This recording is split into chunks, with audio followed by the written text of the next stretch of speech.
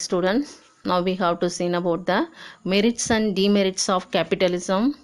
Merits of capitalism: automatic working, efficient use of resources, incentives for hard work, economic progress, consumers' sovereignty, higher rates of capital formation, and the development of new technology.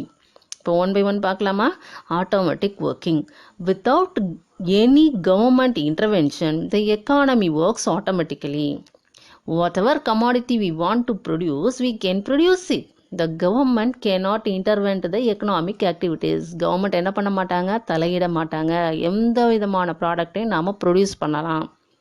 கவர்மெண்ட்டோடைய தலையீடு இருக்காது. Then second one, efficient use of resources. All the resources are put into optimum use. எந்த அளவுக்கு வளங்களை திறமையான முறையில் use பண்ண முடியுமோ அந்த அளவுக்கு resources are fully utilized in the production process.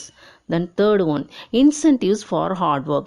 Hard work is encouraged and entrepreneurs get more profit for more efficiency. Hard work is encouraged. Efficient work, the entrepreneur get more profit. அதாவது effort taking, எஃபர்ட்டாக work பண்ணோம்னாக்கா அதுக்கான return நமக்கு better reward. ஓகேவா?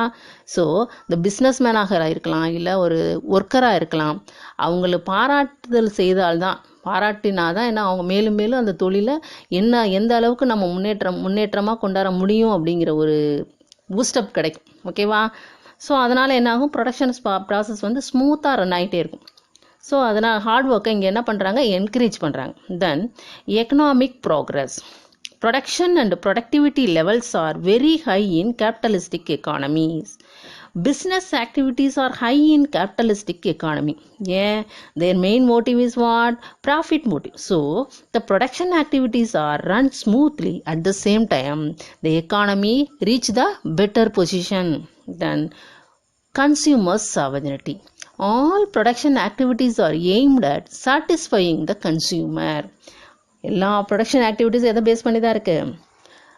Profit மோட்டிவை base பண்ணி தான் இருக்குது. So அதே நம்ம முன்னாடியே பார்த்தோம். நம்மளுடைய மெயின் மோட்டிவ் என்னன்னு பார்த்தா, கேபிட்டலிஸ்ட் எக்கானமியோட மெயின் மோட்டிவ் என்ன? Profit motive. ஸோ எந்த கமாடிட்டியை மார்க்கெட்டில் கொண்டு சேல்ஸ் பண்ணால் டிமாண்ட் மக்களுக்கு அதிக தேவை ஏற்படும் அப்படிங்கிறது நமக்கு நல்லாவே தெரியும். புரியுதுங்களா? So which product is demanded more in the market, that product is produced. So at the same time the human wants are also satisfied. Okay va? Then higher rates of capital formation. Increase in savings and investment leads to higher rates of capital formation. Savings increase ஆச்சுன்னா automatically என்ன increase ஆகுது? Investment increase ஆகும். Investment increase ஆச்சுன்னா capital formation also increase. So savings increase, automatically the investment also increase. It leads to higher rates of capital formation. Then development of new technology. As profit is gained at producers invest in new technology and produce quality goods. So the modern methods are adapted in the production process. At the same time they can produce quality goods. புரியுதுங்களா? Demerits of capitalism.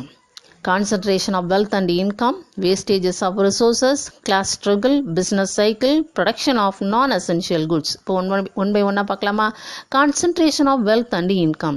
Capitalism causes concentration of wealth and income in a few hands and thereby increases inequalities of income. அதாவது ஒரு பிரிவினர்கிட்டே, அதாவது businessman, entrepreneur, அவங்கள்ட்டே அதிக அளவு வளங்கள் எல்லாமே அவங்கள்ட்டே இருக்கும். ஏன்னா அவங்கள்ட்ட ப்ராஃபிட் நிறைய கிடைக்குது.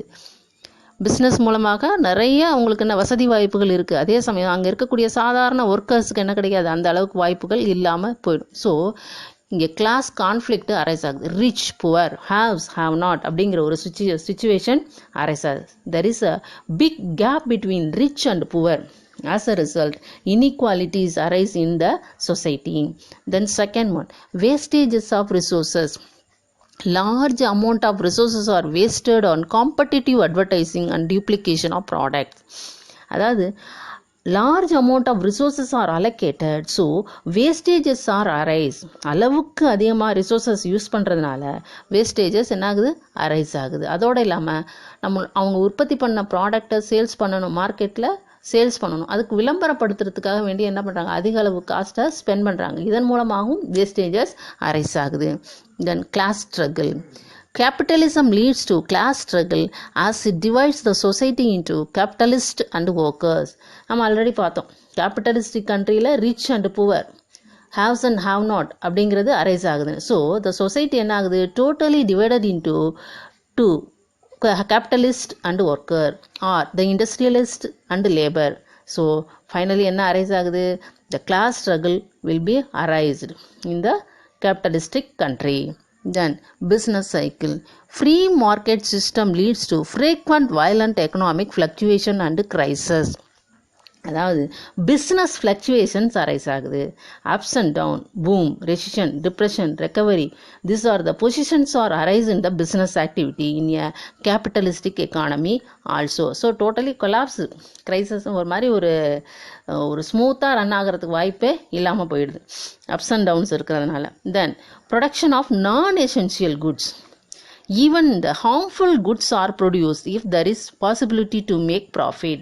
அதாவது இதில் நம்ம ஒன் ஆஃப் த ஃபியூச்சர் என்ன பார்த்தோம், மெயின் மோட்டிவ் என்ன, ப்ராஃபிட்னு பார்த்தோம். ஸோ அவங்க என்ன பண்ணுறாங்க, எந்த கமாடிட்டி வேணால் ப்ரொடியூஸ் பண்ணிவிடுவோம். Whatever commodity we want to produce in the capitalistic country. But some commodities are harmful to the human being. That product affect the human health. இப்போ drinks இருக்குது, ஆல்கஹால், லிக்கர்ஸ், இதெல்லாம் பார்த்தீங்கன்னாக்கா அதை உற்பத்தி பண்ணுறதுனால நல்ல பெனிஃபிட், அவங்க இப்போ பிஸ்னஸ் மேனுக்கு நல்ல பெனிஃபிட் கிடைக்கலாம், நல்ல வருமானம் வரலாம். ஆனால் அதை சாப்பிட்றவங்களுக்கு என்ன இருக்குது, அவங்களுடைய ஹெல்த்து ஸ்பாயில் ஆகுது. புரியுதுங்களா? இதுதான், these are the demerits of capitalistic country.